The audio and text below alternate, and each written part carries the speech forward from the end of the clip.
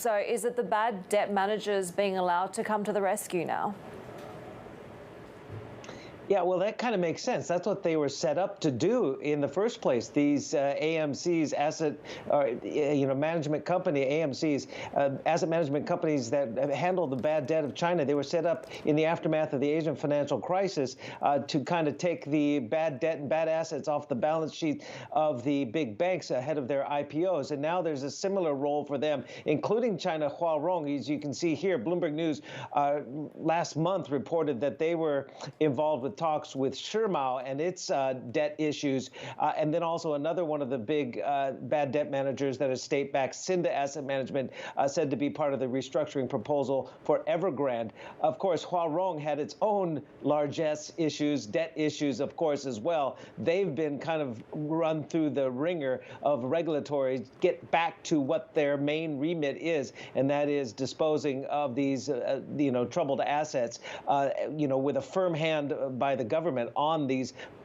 private companies like Evergrande, who's become kind of the poster child for largesse and debt running amok. So what we're hearing from sources is that the green light has been given to these state-backed bad debt managers to come in, purchase some of these distressed assets that have not been able to be sold on the private market and repackage them. Now, it's interesting, and I will just run through some of the details that sources have told Bloomberg News, that the big four AMCs have been given the green light to participate in the restructuring of these, weaker developers.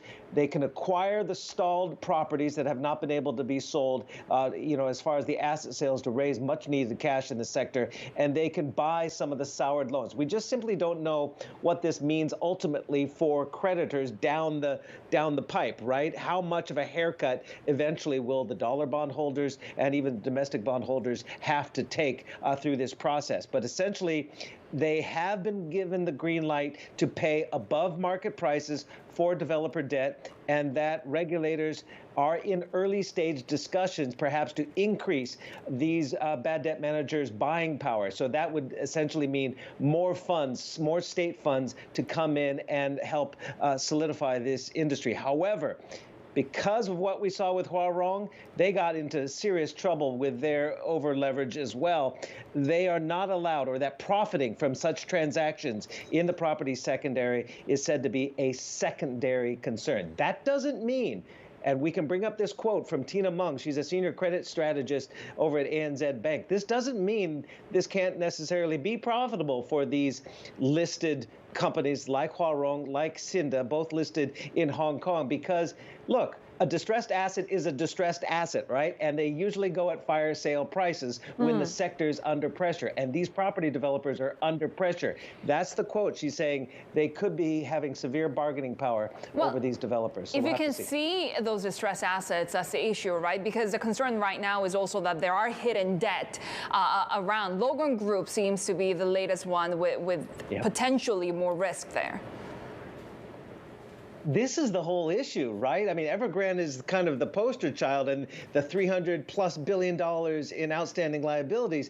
But then you have to going down the chain and start looking at companies like Logan. I mean, Shermao as well, and some of these other ones were long considered fairly healthy property developers. Logan was widely considered a very healthy, well, very is a relative term in this sector, but considered to be financially pretty stable. The stock code is 3380 if you want to bring it up. It listed here in Hong Kong. Fitch this week downgraded this company, and they cited recent disclosure of a private debt arrangement that is off balance sheet. That's the problem. How much hidden debt and hidden guarantees by these developers is out there?